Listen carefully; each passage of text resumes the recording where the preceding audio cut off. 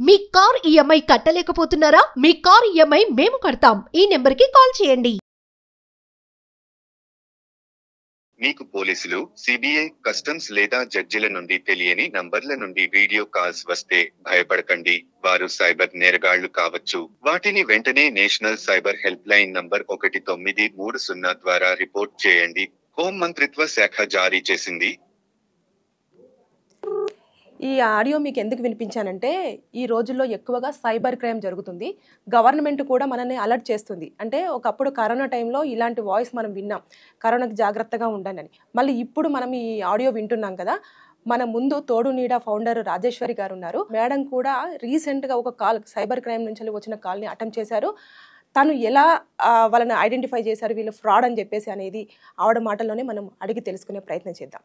నమస్కారం అమ్మా. నమస్తే అమ్మా.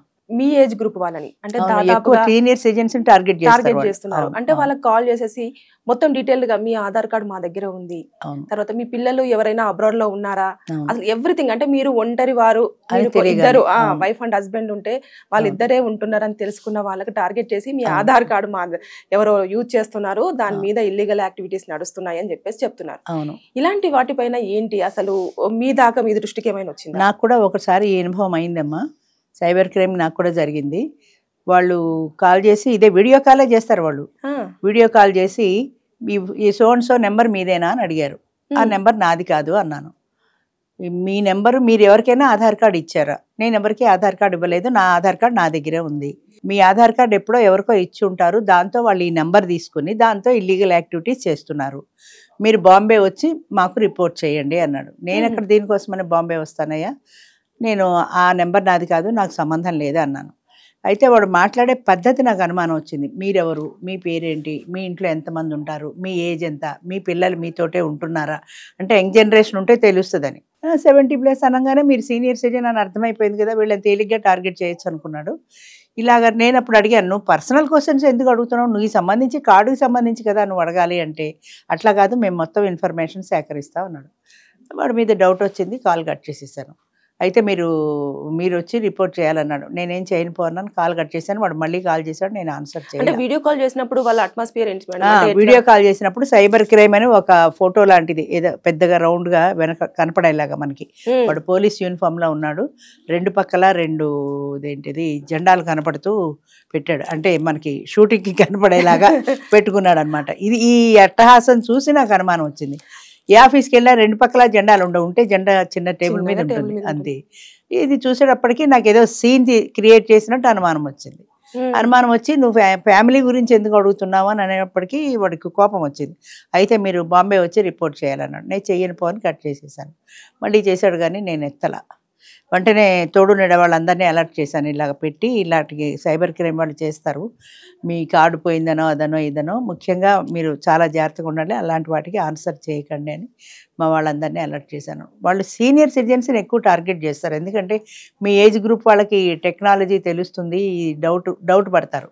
వీళ్ళైతే ముసలోళ్ళు అయితే మొన్ననే ఎవరో పంపించారు. అదేంటంటే ఆయనకి ఎవరికో ఫోన్ వచ్చింది, ఏమన్నా మీ కొడుకు యాక్సిడెంట్ అయింది, మీ కొడుకు పేరు ఇదేనా అని అడిగారు. ఇదే అన్నాడు ఆయన. రోడ్ యాక్సిడెంట్ అయింది, మీ అబ్బాయి హాస్పిటల్లో ఉన్నాడు, ఆ అబ్బాయికి బిల్లు కట్టాలి, డబ్బులు పంపించండి. యాక్సిడెంట్ అనగానే చావు బతుకులు అంటే ఎవరైనా భయపడతారు కదా, ముందు పంపేశాడు ఆయన. ఓకే, పంపేయంగానే ఆ నెంబర్ చూసుకున్నారు, మొత్తం దోచేశారు. కొన్ని లక్షలు పోయినాయి ఆయనవి. అంటే వాళ్ళు బాగా డబ్బున్న వాళ్ళని మరి ఎలా తెలుస్తుందో చూసి వాళ్ళని టార్గెట్ చేస్తారు. అంటే దీని మీద మీకు ముందుగానే కొంచెం అవగాహన ఉంది, అంటే ఇలాంటి సైబర్ క్రైమ్ మీద నేరాలు జరుగుతున్నాయి అనే అవగాహన అయితే ఉంది. దానివల్ల కాబట్టి జాగ్రత్త పడ్డాను. మా వాళ్ళలో ఎవరో పాపం ఇలాగే ఏదో అడిగారు, ఆయన ఓటీపీ అడిగితే ఓటీపీ పంపించాడు, కథం డబ్బులు తీసేశారు అంతే. ఓకే, మళ్ళీ వాళ్ళు కంప్లైంట్ ఇవ్వడం కానీ అలాంటిది ఇంక ఇవ్వలేదు. ఇచ్చి మళ్ళీ వాళ్ళ చుట్టూ ఎవరు తిరుగుతారని ఇవ్వలేదు. 5 లక్షలు 10 లక్షలు ఉంది బ్యాంకులో, తీసేశారు. అంటే ఇప్పుడు మేడం మీరు చెప్పారు కదా, పోలీస్ అంటే ఇక్కడ సైబర్ క్రైమ్ అని చెప్పేసి వెనకాల ఒక బోర్డు పెట్టేసుకొని 2 జెండాలు పెట్టేసుకొని, అంటే మీకు భయం వేయలేదు? అంటే నా కార్డు మీద ఎవరు చేశారు ఇట్లా? ముందు భయం వేసింది, ఈ అట్మాస్ఫియర్ చూసిన తర్వాత డౌట్ వచ్చింది. ఈ 2 జెండాలు పైన సైబర్ క్రైమ్ ఫోటో, వీడు పోలీస్ యూనిఫామ్, మామూలుగా పోలీస్ యూనిఫామే వేసుకుంటారు, సైబర్ క్రైమ్ ఫోటో కూడా ఉండొచ్చు. 2 జెండాలు చూసేటప్పటికి నాకు అనుమానం వచ్చింది. అంటే ఏమి యాక్టివిటీ జరుగుతుందని, అంటే డబ్బులు ఏమైనా లోన్ తీసుకున్నారనా, లేకపోతే క్రైమ్ జరిగిందనా, యాంటీ లేకపోతే సోషల్ ఎలిమెంట్ అని చెప్తారు. ఇది అదేం లేదు. మీ కార్డు మీద నేరాలు జరుగుతున్నాయి, యాంటీ సోషల్ యాక్టివిటీస్ చేస్తున్నారు వాళ్ళు అంటే ఏదైనా కావచ్చు కదా. యాంటీ సోషల్ యాక్టివిటీ మనం భయపడతాం సహజంగా. ఏమో ఎప్పుడెవరికి ఇచ్చామో, మనకి బతి లేదు, ఏమో పెద్ద వయసులో ఏం చేసామో అనే భయంలో ఉంటారు పెద్దవాళ్ళు. ముందు పెద్దవాళ్ళని టార్గెట్ చేస్తారు. దాంతో భయపడి వాళ్ళు అడిగిన ఇన్ఫర్మేషన్ ఇచ్చేస్తారు. ఇన్ఫర్మేషన్ ఇచ్చేప్పటికి ఓటీపీ అడుగుతారు. వీళ్ళ కంగారులో ఓటీపీ ఇవ్వకూడదని తెలిసినా కూడా ఇస్తారు. తెలుసు కానీ ఈ కంగారులో తెలియక ఇచ్చేస్తారు. ఇప్పుడు ఆయన ఎవరో కొడుకు యాక్సిడెంట్ అయిందంటే ఆన్లైన్లో డబ్బులు పంపించమంటే 10 లక్షలు పంపించమంటే పంపించాడు. అంతే, ఆన్లైన్లో ఎప్పుడైతే పంపించాడో అకౌంట్ నెంబర్ తెలిసింది, మొత్తంతో వచ్చేసారు. ఇలాంటి మీరు ఇచ్చే మెసేజ్ ఏంటి మేడం? అంటే చాలా మంది ఇప్పుడు ఈ సైబర్ క్రైమ్ వాటికి అంటే ఇట్లా ఫోన్లు చేయంగానే ట్రాప్ అవ్వడం కానివ్వండి, ఎమోషనల్ గా బ్లాక్ మెయిల్ చేసేస్తే దానికి అట్రాక్ట్ అవ్వడం కానీ జరుగుతుంది. కాబట్టి మీరు ఇప్పుడు చూస్తున్న ఈ వీడియో చూస్తున్న వాళ్ళకి ఇచ్చే గుడ్ మెసేజ్ ఏంటి? పిల్లల కంటే పెద్దవాళ్ళని, అందులో సింగిల్గా ఉన్న వాళ్ళని ఎక్కువ టార్గెట్ చేస్తారు. కాబట్టి మనం జాగ్రత్తగా ఉండాలి. వాడు అడిగే ప్రశ్నల విధానం మనకి తెలిసిపోతుంది. వాడు ఎంతసేపు మీరు ఏ యాక్టివిటీ చేస్తున్నారంటున్నాడో దాని గురించి మానేసి మీ పర్సనల్ ఎప్పుడైతే అడుగుతున్నాడో అప్పుడు డౌట్ రాలి కదా, మన పర్సనల్తో వాడికి ఏంటి సంబంధం, ఏదో చెప్తాడు మొత్తం ఇన్ఫర్మేషన్ తీసుకుంటున్నాను. కానీ వాడి ఇంట్రెస్ట్ అంతా దీని మీద ఉంది. వీళ్ళు ఒక్కళ్ళే ఉన్నారా, వీళ్ళని మనం తేలిగ్గా పటాయించగలమా, వీళ్ళని టార్గెట్ చేయగలమా అన్న దాని మీదే వాడి దృష్టి ఉంటుంది. ఆ అలాంటి క్వశ్చన్స్ వేస్తున్నప్పుడు మనం అలర్ట్ కావాలి. ఇప్పుడు మనకి మెసేజ్ కూడా వస్తుంది. ఫోన్ చేస్తే నేను జడ్జినని, నేను అదని, నేను ఇదని, ఏదో పెద్ద పెద్ద వాళ్ళ అని పేరు చెప్తారు.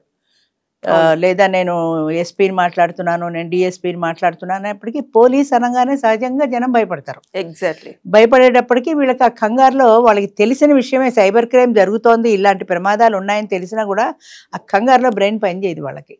దాన్ని అదే అవకాశంగా తీసుకుని వాళ్ళు చేస్తుంటారు. అని చేత ఎట్టి కంగారు పడకుండా నువ్వేంటి ప్రూఫ్ చూపించి నాకు, అసలు నీతో మాట్లాడమే అనవసరం కదా అని మనం కట్ చేయాలి. మా అమ్మాయి చెప్పింది, నువ్వు ఫోన్ అయినా కట్ చెయ్యి లేదా వాట్సాప్ అయినా కట్ చెయ్యి. వాట్సాప్ ఉంటేనే కదా వాడు నీకు వీడియో కాల్ చేస్తాడు. వీడియో కాల్ చేస్తేనే వాడు డబ్బులు తీయగలుగుతాడు. అని చేత నువ్వు వాట్సాప్ కట్ చేసేయి ఇమీడియట్గా, లేదా ఫోన్ కట్ చేసేయి. ఈ రెండింటిలో ఏదో ఒక పని చేయాలి మనం. అంతేగాని కంగారు పడి వాడితో కాన్వర్సేషన్ పెంచకూడదు. వాడితో ఎక్కువ కాన్వర్సేషన్ పెంచిన కొద్దీ కూడా వాడు మన ఇన్ఫర్మేషన్ ఎక్కువ సేకరించే అవకాశం ఉంటుంది. కాబట్టి మీ ఇంటికి 5 నిమిషాల్లో పోలీసులు వస్తారన్నాడు, రాని వస్తే చూసుకుందామన్నా. అంటే ఎన్ని రకాల బెదిరించచ్చో ముసలాడని అన్ని రకాల బెదిరిస్తారు. వస్తే చూసుకుందాం, ఏం చెప్తావు, మా అయితే నా పోయింది అన్నారు, వాడోడో నాకు ఫోన్ చేశాడు, అంతకంటే ఏం కాదు కదా. వస్తే రాని అన్న ఫోన్ పెట్టేసా, ఇంతవరకు ఎప్పుడు రాలా. అప్పుడు అర్థమైంది అది సైబర్ క్రైమ్ అని. సో ఇలాగా జరుగుతుంటాయి. ముఖ్యంగా సీనియర్ సిటిజన్స్, ఒంటరిగా ఉన్నవాళ్ళు మరీ జాగ్రత్తగా ఉండాలి. ఏ కొత్త కాల్స్ వస్తే అసలు ఎత్తకూడదు. దురదృష్టం ఏంటంటే నాకు తోడు నీడలో వచ్చే కాల్స్ అన్ని కొత్తవే ఉంటాయి కదా. ఏ కాల్ వచ్చినా మీరు ఎక్కువసేపు వాడితో మాట్లాడకూడదు. వాడు ఏ పర్పస్ మీద ఫోన్ చేశాడో అది తప్ప రెండో విషయం మాట్లాడుతున్నాడంటే అది సైబర్ క్రైమ్ అనుకోండి, పెట్టేయండి. అలాగే పెట్టేసి మన జాగ్రత్త మనం పడవలసింది. ముఖ్యంగా సీనియర్ సిటిజన్స్ చాలా జాగ్రత్తగా ఉండాలి. వాళ్ళనే టార్గెట్ చేస్తున్నారు వాళ్ళు. ఎక్కువ కాల్స్ వాళ్ళకే వస్తాయి. కాబట్టి ఏ ఫోన్ వచ్చినా ముందు దీన్ని దృష్టిలో పెట్టుకొని ఫోన్ ఎత్తాలి. ఫోన్ ఎత్తాక మనం దీన్ని జ్ఞాపకం చేసుకోవడం కాదు, ఏమో ఇది సైబర్ క్రైమ్ ఏమో అనుకుని ఫోన్ ఎత్తితే వాడు జడ్జిని, కలెక్టర్ని అలా ఏదో చెప్తాడు కదా, పెట్టేయడమే అంతే. వాడితో అసలు కాన్వర్సేషన్ కూడా అనవసరం. థ్యాంక్ యూ అమ్మా. మంచిది.